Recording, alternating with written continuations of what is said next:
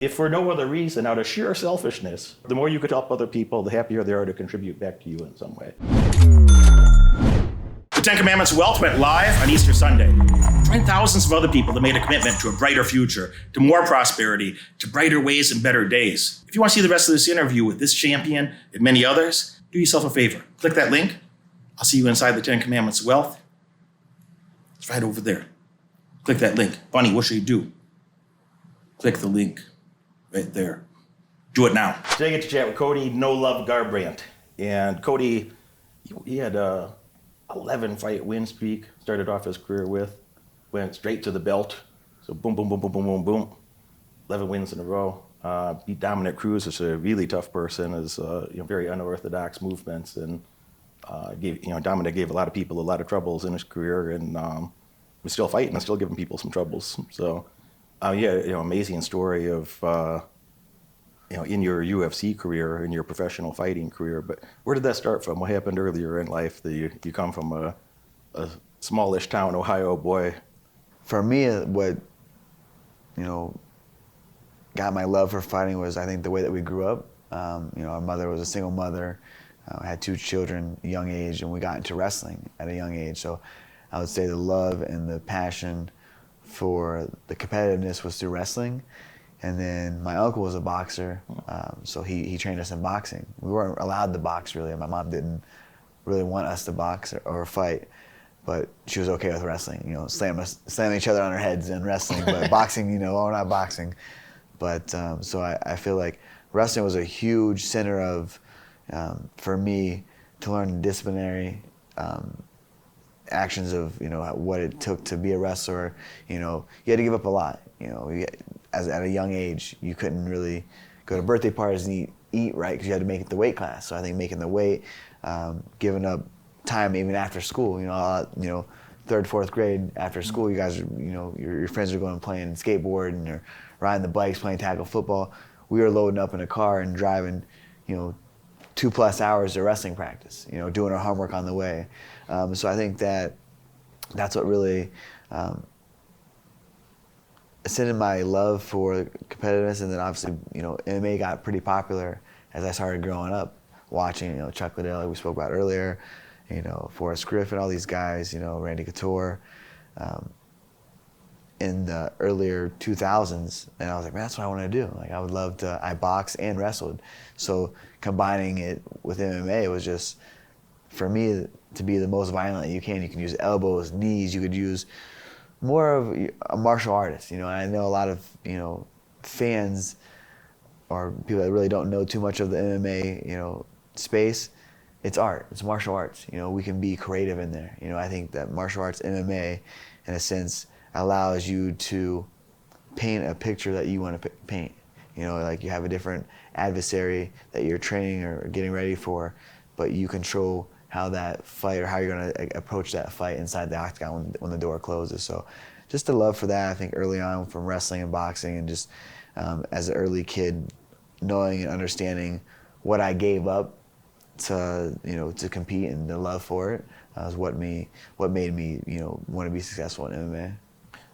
I love what you said is great overall, but the one piece that really stood out to me is, say, we're driving 2 hours for wrestling training and then doing your homework on the way. Yeah. I think a lot of people don't understand those sort of decisions or what it takes to accelerate at something. They're like, I'm doing this, or they're making a mediocre effort at something for a short period of time. And the internet tells you that you can make a mediocre effort for a short period of time and somehow magically achieve success. Yeah, that's true. You see it a lot. with that. I haven't had that experience personally. I made a significant effort for a long period of time, and that's worked out pretty well for me. But a lot of people don't see those little details of like, I'm driving 2 hours to go train.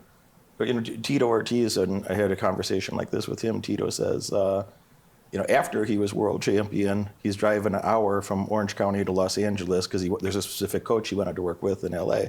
Right. He's driving an hour each way. He's already world champion and driving an hour each way because he knew that person could help him more than anybody in his community, So yeah, making those, some people call them sacrifices, I think of them as investments, but making those additional investments right. to better yourself. A lot of people don't see those little details or nuances or the casual observer watching the fight doesn't understand that, even starting off, you were doing your homework on the way to fight training. Yep. Yeah, doing the homework. I remember our mom would, pack lunches for us because she would drive halfway, and then my adopted father, her husband at the time, would meet us on the way back, or he would take us down and then drive back and meet my mom at like a checkpoint to where he would drop us off, and then he would go to work from there. So everybody was invested in our success, or our passions. At that time of our life, we were young. That it was love that we loved to enjoy training, and they wanted to give us our best. So we drove to Jeff Jordan's, which is Jeff Jordan is one of the premier camps in Ohio. He coaches out of St. Paris Graham. He's had very success. He's wins national and state titles year in and year out.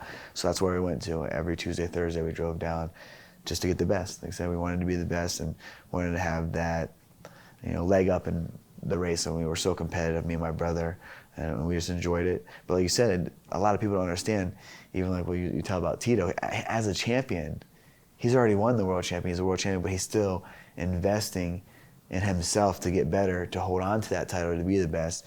And I don't think a lot of people understand what it takes day in and day out to be at this level, but to stay at this level. You always have to be, Conor McGregor says it, on a few interviews, is becoming obsessed. You have to still be obsessed and passionate and hungry to go and do this, because there's some days that you wake up and you're so beat up and sore and tired from the training before, and you still have 6 to 7 weeks to do this for your fight.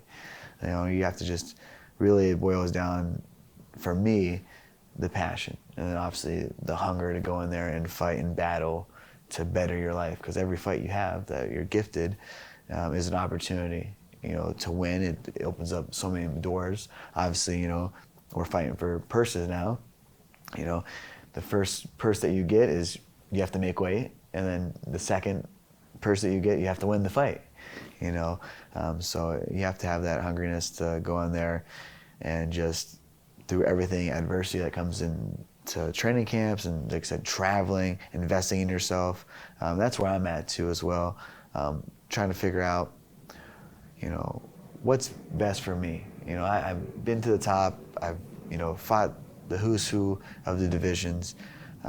Still here, still young, still feel like I have so much to achieve, and so much that I'm hungry to learn and grow from, that is finding that mix of what's best for me on a training schedule, where I'm not dying out in training camp and I still have 4 weeks left. I want to peak the week of the fight. I want to make the weight, peak, and go out there and have an amazing performance. So it's still a science. We are in a sport where we train live action for 5 minutes. No other sport really goes that long. Soccer, running, but 5 minutes is a long time to be, having your brain process, and things are flying at you, punches, kicks, takedowns, spinning shit, as the Diaz brothers like saying, the spinning shit, that's the shit you gotta watch out for, especially when fatigue comes into play. Fatigue makes cowards of us all, so it's one of those things that you have to just be so direct and to a point and obsessed that your conditioning is great, your recovery, like we were speaking about earlier. You're talking about how you train, sometimes 8-9 hours a day, and I was asking, do you do PT work, do you do massage? And you're like, 8-9 hours over about 50 hours. So yeah, it's a lot. It's a lot of work. So being able to go the next day, and then you're not just training, you're going in, like you said, might be up till 3 or 4 in the morning, working on your business, doing your other stuff. On Thursday, I went to sleep at 9-10 in the morning because I had some things that had to be done for my business. Yeah. And I made promises to clients, and I have to meet those deadlines. And I put myself in that situation. I really don't need the money. Right. I really don't need the money at this moment in my life, or this point in my life forward. But I made some promises to people that I was going to have things done by a certain time. Yeah. And I was up until 9:15 in the morning, Wednesday night / Thursday morning. And then I slept 3 hours, and then I had boxing training. Yeah, see, that's the people don't see that. They just see, they're outside looking in, kind of. Yeah. So and I'm not trying to be a pro fighter. I'm an old chubby business dude. I'm not trying to be a pro fighter. But I got Paulie Malignaggi staying at my home, right? And we're supposed to have boxing training in the early afternoon. Yeah. So am I supposed to lay in bed and text Paulie and say, hey man, And Paulie's my friend. I know Paulie for a while, and he's my friend, and he's still going to come back next month and help me, and so on and so on. But am I going to, when he's changed his schedule to fly to me, to come train with me and help me, am I going to say, hey, man, I'm a little tired today, man. Yeah. Hey, my tummy hurts. My tummy hurts. I don't want to do boxing training right now. Like, you can't do that. No, that's why you have success in what you do outside of your career. Because you apply that to everything in your life. Just like that. Like, well, I'm not gonna just skip a session because I have a bunch of stuff to do or deadlines to do. I'm gonna make it work. And I think that's where a lot of people in this day and age, I don't know if they feel entitled or they feel like they just doubt themselves. Like, there's 24 hours in a day, Like you said, you slept 3 hours and you was able to do what you're able to do in your day. That's probably a lot of, brain work, and obviously then you're working out, and then obviously to have time for yourself to eat, maybe have some downtime just to unwind a little bit. Probably not for you. I had to record stuff that my cameraman was over. He showed up about 12:30, just after noon on Wednesday. So 30 minutes after noon on Wednesday. And I think he left about 6:30 in the morning, about 18 hours later. 18 hours. Yeah, people don't understand that. Like, that's like, in my career, in my field, it's like prepping for a fight. Like, there's no time limit in preparation for stuff that you need to get done. There shouldn't be. You should have endless amount. Like, do you think the competition cares what you're doing? Did you sleep? You didn't eat, you didn't sleep, you're sore, like you said, your tummy hurts. Like, they don't give a shit, dude. They're hoping you get a little flu bug, No, I love you said that, because, I think to myself, many times, I've had an evolution of self-talk over the years, And I grew up pretty poor. I grew up in like real American poverty. It's American poverty. It's not third world poverty. Right. But I hated it at the time. And some people tell some crybaby like later in life of why they suck in life as well. Crutches, my family, my this, my that. It's always somebody else's fault. Right, exactly. And I just started looking around age 10. I'm like, well, what can I do? Like, dad's not here, and mom's not going to save us, and God hasn't arranged a divine intervention at the time. So, well, what can I do to make things a little bit better? And I kind of got addicted to that thought and I still have that same thought, like every day, like, all right, what else could I do? What else could I do? Like, what could I do today? What could I do right now to make things better? With no need for immediate gratification, but like, what could I do today that'll make my life better 20, 30, 40 years from now, And the answer to me is always like, the more I could make myself useful to others, the more useful they were happy to make themselves to me, Yeah. And I just kind of got addicted to that thought, and I just keep doing that, and it's like, well, what could I learn that I'd be able to be more useful to other people, to help other people, and not because I'm such an altruist, by the way, but if you're a nice guy or a nice lady, that's really sweet and everything, but if you're not, this still works, by the way. Yeah. You could be the most selfish wife that ever lived. I'm probably somewhere in the middle. I am selfish, but I'm also very generous with people that I'm close to, But if for no other reason, out of sheer selfishness, you could make yourself more useful, and guess what? People will like you more. The more you could help other people, the happier they are to contribute back to you in some way. And you could have a lot more in life. Yeah, definitely. That's what the scripture that I read this morning was about, like, obviously serving God, but also serving others. It's going to only help you in the long run. It's a good karma, and that's what it is, being a good servant, not from the messenger. And you're not better than the messenger that sent you, or things like that. So helping people out, and that's what I truly love to do. Like, I feel like that's, obviously I love fighting. I love obviously making money and doing that, taking care of my family. I have a son as well, but also I like helping people out along the way. Even if it's a small gesture, a young kid that comes in the gym and is asking me just for help on a technique or a move, I'm going to take the time to show him, even if I'm super busy, I have another session right away, I have to go, let my dog, just whatever's going on in my life, I will sit there and take that time to him, because I remember what it was like for me to ask a high school kid a wrestling move or a football player. Like, that's who I looked up to. We didn't have really good role models in our life. At a young age, we looked up to the high school wrestlers, and the football players. That's what we wanted to be. And obviously levels when you see like the next level, the NFL or the NBA or the, you know, the U.S. wrestling team, or, you know, me growing up, the Chuck Liddells, the Forrest Griffin, those guys, like I would love to just sit down and pick their brain, like, and I still do. I run into them at the beginning. I'm so blessed to be able to, you know, run into people like you know, get relationship with you, but also pick your brain on life, because like you said, you're a poor kid on you know, welfare in the Midwest, you know, and look at you now, like doing this, like, and you didn't have any, you know, crutches or, you know, things that held you back. You was like, you took it in your own hands. You're like, I'm gonna handle this. I have a plan for my future. Nobody, like you said, God didn't come in and did the divine, you know, intervention on it. You took action and made it work. So that's what I feel like, being able to serve people in different ways. Obviously you do it differently than I do, you know, but like a kid that comes in the gym that he might not have MMA gloves, like giving him a pair of my MMA gloves, you know, like, you know, I have sponsorships, I get them for free, so that makes their world, you know. If that makes them come to the gym the next day and get them off the street, you know, not being a waste in society, it gives them to come into the gym and, you know, gets them motivated. That makes me so happy to see them using that, or using the move that I showed them, or wearing the shirt that I gave them, or the shorts, you know, just little things like that. That's what's good about the sport. Get off camera and grab these right now. That you know, Cody was thoughtful enough to bring me a pair of gloves and signed them for me. What fight were these from? This was actually the Takeya Mizugaki fight. So this was a huge fight for me. This was basically the fight.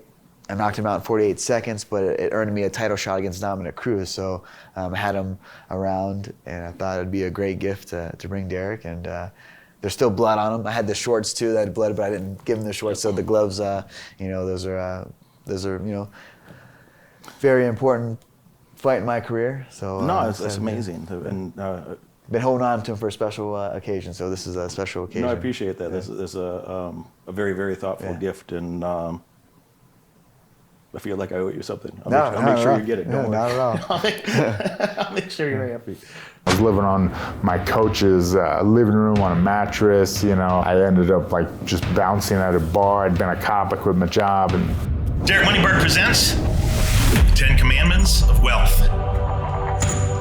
Took the gamble on myself to become a successful professional fighter and make it to the UFC or pride in at the time. And am I making a sacrifice right now, or am I just investing in a better future? So it's easier for me to make those decisions when I think about it. Is like, oh, yeah, absolutely. And now that you mention it, having to actually really process and think about it, I think that word sacrifice is kind of like, I believe it's the word that the ones at the top kind of use to make everyone else feel better about it. Because when you're at the top, now you realize that was an investment. Was everything just golden and easy and handed to you, or do you have a little struggle yourself along the way? No. Yeah, in 2013 and 2015, I was living out of my car, you know, full time, and I was too proud to ask for help. Like, how ridiculous is that? You're living out of your car and you think you know it all. And 2015, that's when I kind of I knew that I didn't know it all. So why not find experts in that and really shortcut that? I thought I was going to just chip away. I thought I was just going to read books till I was an expert. And I never really talked to anyone that actually did it. It's been about a week since I've joined the 10 Commandments of Wealth program, and there's so many interviews that are offered in this program. I'm inside the Derek Moneyberg 10 Commandments of Wealth program. This is an awesome program that you're gonna love. I'm gonna use the principles and the knowledge from this program to help me boost my leads in my marketing firm. Buy this program, it's a wonderful investment for your future. You won't regret it, and you'll absolutely love it.